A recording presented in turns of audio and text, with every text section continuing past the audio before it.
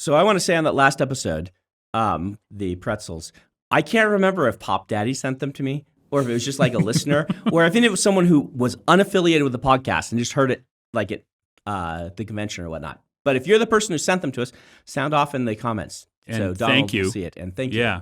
Yeah. And thank you to Pop Daddy, whether you sent them to us or not. Yeah. You just make good pretzels. Mm-hmm. So we're going to talk about depression today. We are. But we're going to start off lightheartedly with a food heist before we get into the... Before we get to depression, we're going to talk about crayfish. Crayfish, okay. Yeah. So, first of all, I learned the phrase gang pad, meaning a place where a gang hangs out. Okay. It seems to be a New Zealand turn of phrase. Okay, so this is New Zealand thieves. This is in New Zealand. We have some Kiwi kleptomaniacs going on. Well, this is, they even know who it was. It was the King Cobra gang. Okay. The King Cobra. Kiwi Cobra kleptomaniacs? Cobra Kiwi kleptomaniacs. A months-long investigation into the theft of 3.75 tons of commercial crayfish. Dan. Kleptomaniac Kiwi Cobras. Commercial crayfish. Commercial. There's got to be a word in there for us. Crib? Crib? Don't you crib something by stealing it from someone? I thought that was kaif is the word that my there friends you go. in high school always used. Kaif will work. So, for all I know, kaif is like a really offensive term in some language, but my friends in high school would always say kaif. Okay. So we've got a full alliterative title going on there. Yeah, which they don't. They just say it's a crayfish crime ring. But yeah, 3.75 tons of commercial crayfish. Does it say what it's valued at? Commercial crayfish crime convened by kleptomaniac Kiwi Cobras. It says several $100,000. That's the best I can get for a price. But this article is less about the crime and more about the bust because they executed a raid on 3 different locations at the same time. So after months of investigation, they finally moved in on 3 different locations simultaneously so nobody could get away. Wow, this is like a whole thing. 2 individuals and 3 residential and commercial properties in a place called Dunedin. Okay. Which, as far as I know, is where the Rangers of the North come from. Yeah. That's what I was thinking too. Yeah. So, hooray. I mean, it is New Zealand. So, I mean, that is where the Rangers of the North come from. So, it's pretty obviously still. Yeah. I didn't know the Dunedin were still around. The stuff was stolen from a factory of Fiordland lobster over the course of months. Okay. And it says, as a result of our inquiries, we believe the crays were stolen to order. Yeah. So somebody was hiring a gang to steal almost 4 tons of crayfish from the Dunedin. That's not smart. I mean, those Rangers will get you. Right? Yeah. The movies said Dunedin. Yeah. I always said Dunedin. Wait, is it growing up? Not Dunedin? Well, the movies say Dunedin, so I assume that they're correct. Right. I mean, Christopher Lee would give them an earful if it weren't. If they were pronouncing it wrong. But I still, to this day, don't know where Harkonnen came from. Like, is that like the estate saying, no, Dad said Harkonnen? I don't know. Because, I've always said Harkonnen. Everybody I know has always said Harkonnen. And then the Dune movies come out and it's Harkonnen, and it makes me question as like it's like a crisis of faith on the lines of hearing that Terry Brooks always said Shannara. Yeah. Mm-hmm. So Shannara and Harkonnen and Smaug. So there you go. For that one, I want to go talk to Grandpa Tolkien and be like, come on. It's a dragon, he breathes smoke, you called him Smog. Don't go around pretending that it's pronounced Smaug. Smaug. Just like the guy in my school whose name was Mr. Butt, who's like, please pronounce it Butte. We're like, there's no E on the end of that. It's but. I was doing a lot of community theater as a kid, and our director, maybe I've told this story before, the director of one of the shows was named Pickard. Okay. And by the time the show was done, 3 or 4 months later, he had just switched to Picard because Star Trek was so big at the time. There you go. So our depression episode is one of the ones we get the most positive feedback on. Mm-hmm. You may want to go listen to that. Donald might remember to link it in the liner notes. I'll make sure. Because that was an episode just talking about acquiring, like you're, collecting Pokemon, a new mental health challenge. Mm-hmm. And so you suggested that we do another episode on this. Yeah. Partly because I know that the other episode we did has helped a lot of people, and I think it was a good idea to do another one. But also because I have just been horribly depressed all day yesterday and today. Mm-hmm. One of the rules that I learned early on was never make any major decisions while you're down. And I have spent all day today refraining from canceling everything I'm a part of. Like, I'm going to drop out of this and I'm going to drop out of that. Spent most of this morning convinced I was getting fired from this job. It's been bad depression. That happens like with Emily too. Like every time she gets depressed, she's convinced I'm going to leave her. Yeah. Right? That's another huge one for me, is when it gets bad, I'm like, well, how long before Dawn just takes off? Yeah. Because obviously I'm worthless. Uh-huh. Yeah, she and Emily, for whatever reason, abandonment when she's depressed is like a big deal.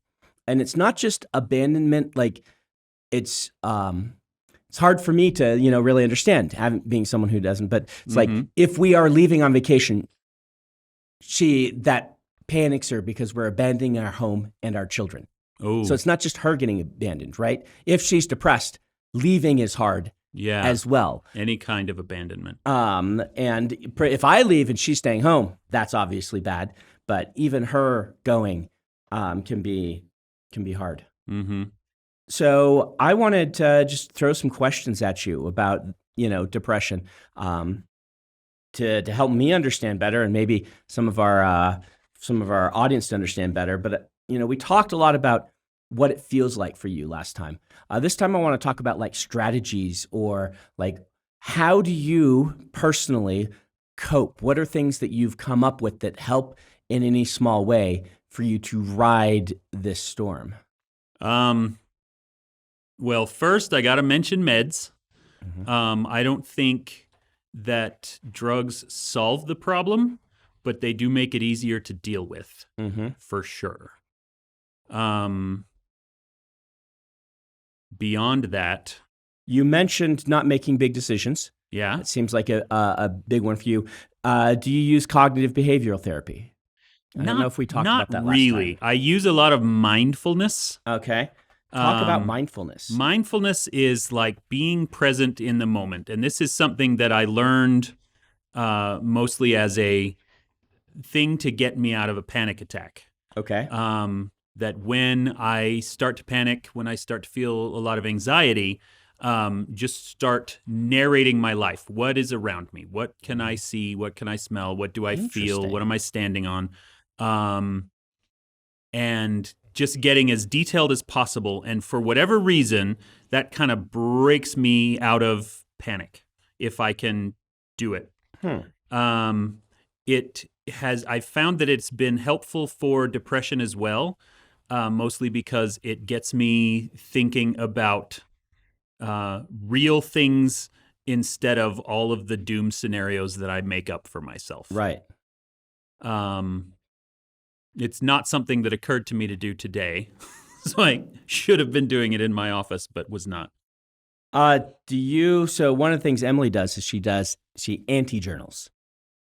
She has a journal that she calls her anti-journal, where she writes down all the terrible things so she can look at them and be like, yeah, that's kind of silly. Like, for some reason, putting them on the page strips them of some of their power. That's interesting. Mm-hmm.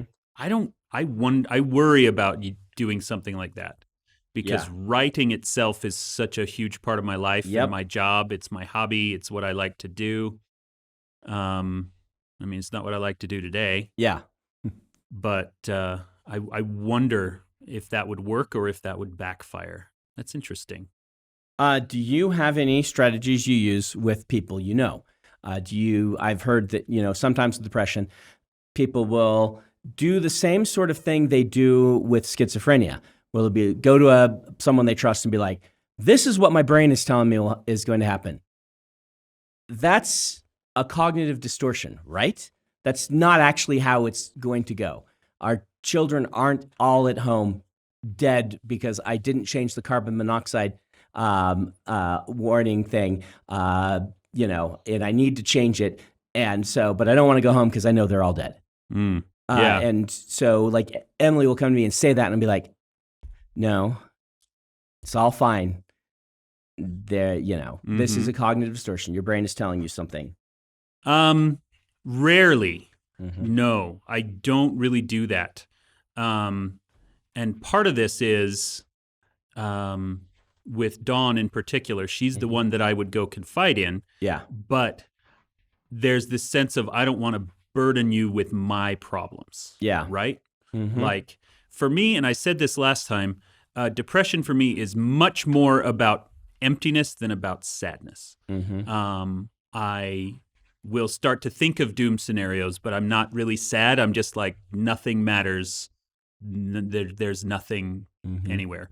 And so going to Dawn and being like, first of all, it's hard to try to get yourself out of it when you're convinced that nothing matters. Right. And so seeking help is in itself a very difficult thing to do. It's a, mental illness to some extent is a parasite that protects itself by trying to keep you away from things that will help with it. But also, I just don't want to go and say, hey, I know you've got all your own things going on. Let me also burden you with how awful I feel right now, which I know isn't a very healthy way to go about it, but it's what I do. Has it helped if you've ever done it? You mentioned mostly you don't, but yes. There are some things where I will talk to Dawn, and if it's specifically something that's not about her, if it's an actual problem other than just depression, if I can go to her and say, so this thing is happening, or I've just made this decision, let's talk about this. So the more specific it is, the easier it is to talk about. Whereas if it's just, I'm very empty for no good reason, that is more difficult to bring up. One thing that I have noticed is that my youngest child, my 9-year-old, for whatever reason, she is always safe. She is always someone that I can touch or talk to without feeling like I am too vulnerable. And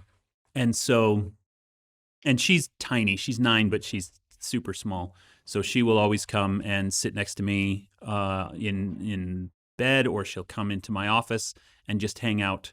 And I don't know if she knows how helpful she is, but when I get into a situation where it's very difficult even to talk to somebody, she is always safe is the word that I use. She is not going to trigger any problems. Interesting. Yeah. Do you have any advice on, let's say someone is listening and their loved one struggles with depression. Like, what advice can you give from the inside to someone who's standing on the outside?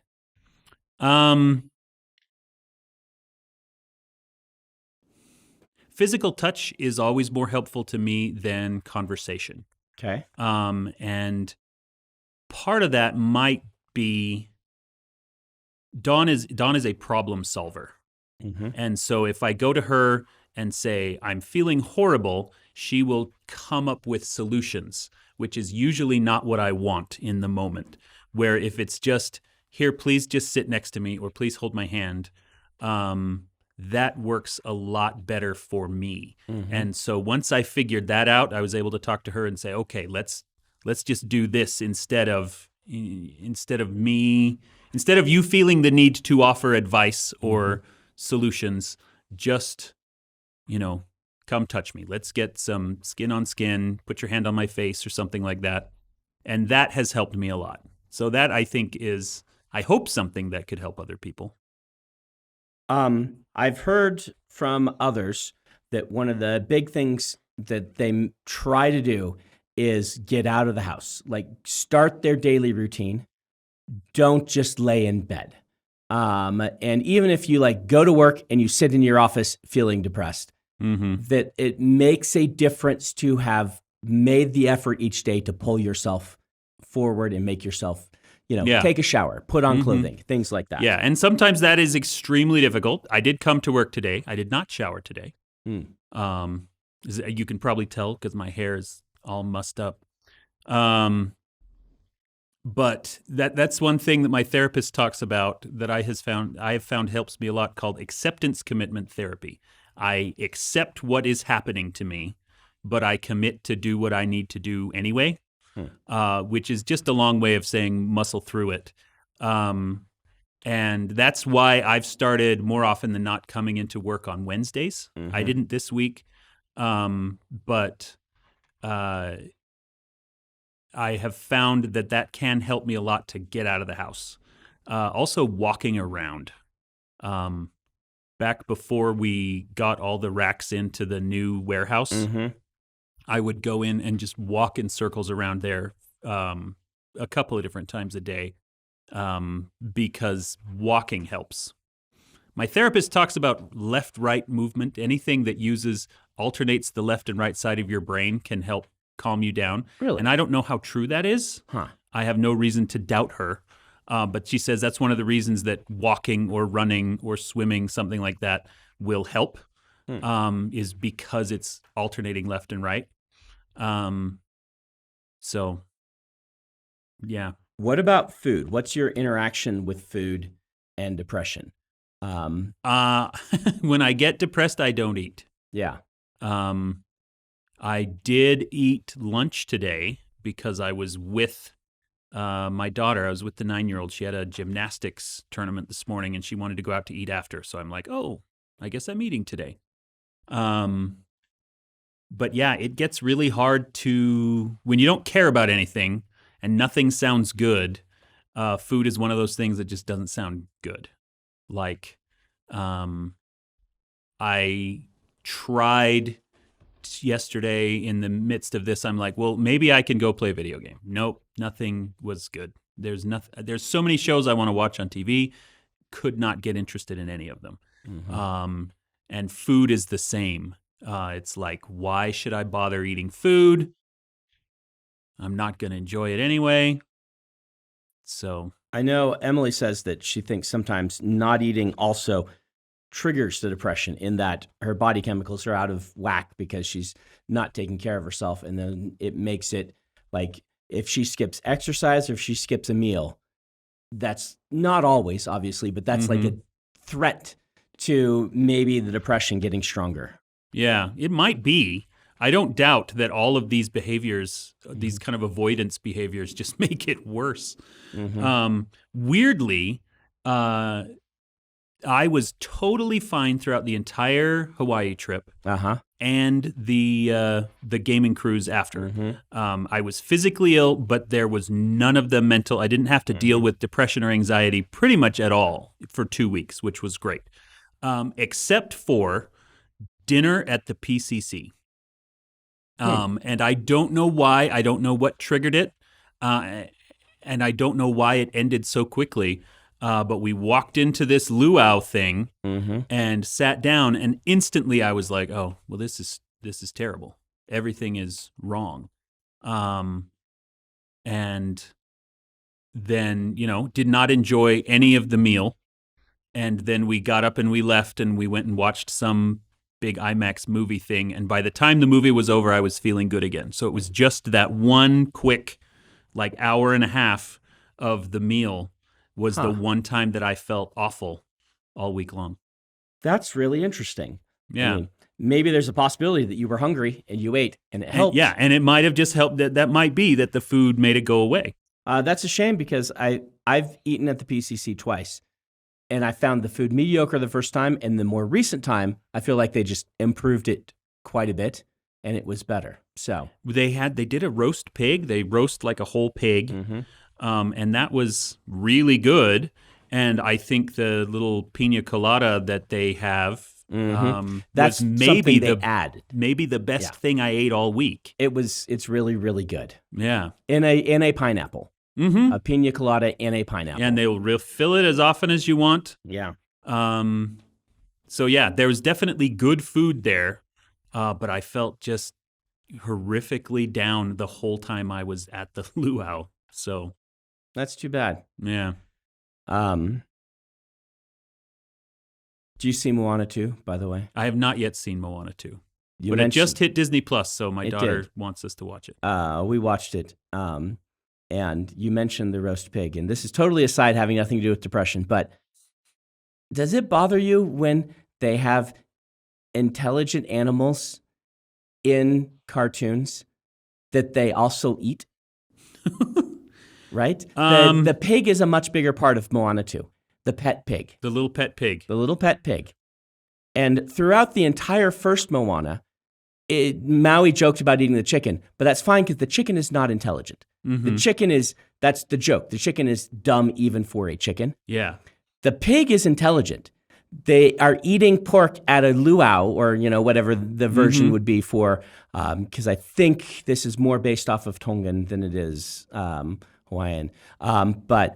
And a lot of the actors are Maori. But they're eating pig, and it cuts to the little pig sitting at the side of the thing, horrified. And you're like, that pig can tell that they're eating pig and is intelligent enough to help out on the adventure. This is bad. Why do you do this, cartoons? So when I was a kid, I had a pen pal, Mm-hmm. and I cannot remember her name. She lived on a farm somewhere in the Midwest. And we didn't write for long. It was like a year back and forth. One of these where you get them through school. Do you want a pen pal? Well, we're going to hook you up with people in other places. And I remember one letter came in from her where she was talking all about the state fair, and she took her pig, and it was the prize pig, and it won all of these awards, and it was able to do all of these neat things like it was trained. And then the letter ended with, and so anyway, we got blah, blah, blah per pound for her. Mm-hmm. And I'm like, oh, that's an abrupt change of where I thought this was heading. And yeah, it's just, see, you just eat pigs. Farmer kids are a little, different in that regard. I've known them. That pig wasn't sapient, right?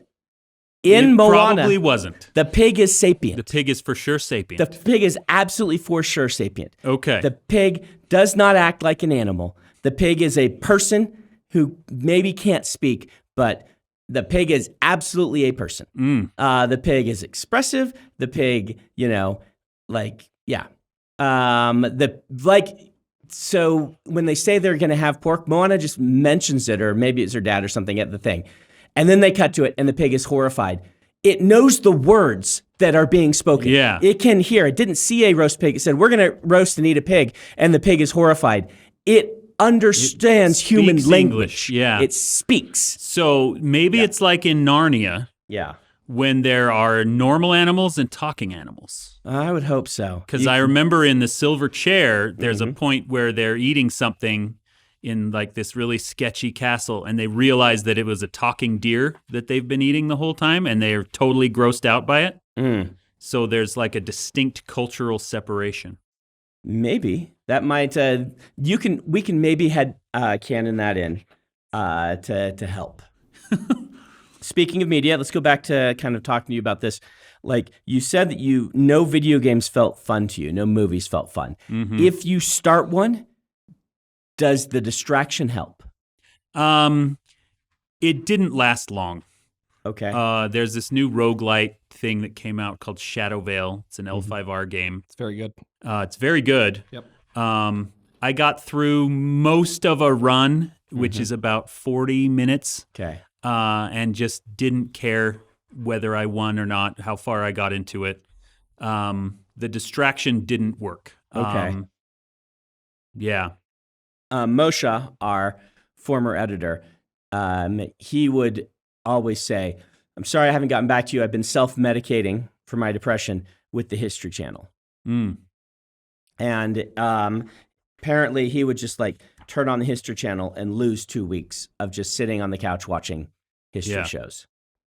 See, and yesterday I couldn't even turn the TV on. Mm. There's a new season of Reacher. There's a new season of Severance. There's a brand new Daredevil show out. There's all these things that I want to watch, and yet couldn't be bothered to get up off the bed and find the remote and turn on the TV. That sounds rough. I mean, it's super fun. it's super rough.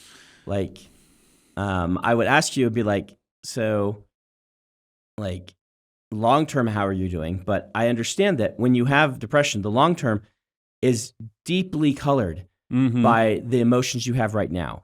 Like, it's actually kind of remarkable that you can mention you had a good time in Hawaii, because in my experience, that when you're in the throes of it, you look back on those fun times and paint them black. Yeah. If that makes sense. No, that totally makes sense. When you are so sad, you can't remember what it feels like to be happy. Mm-hmm. And thankfully, I haven't hit that depth this time around, which is nice. But I remember, so I've got another gaming cruise coming up at the end of April. Uh-huh. Not one I'm running, just one I'm a part of, where they asked me to come in and run role-playing games for them. And that one is 2 weeks. It's up and down Japan for a few days and then crossing the Pacific, Tokyo to Seattle. Okay, yeah. And I've been kind of dreading that.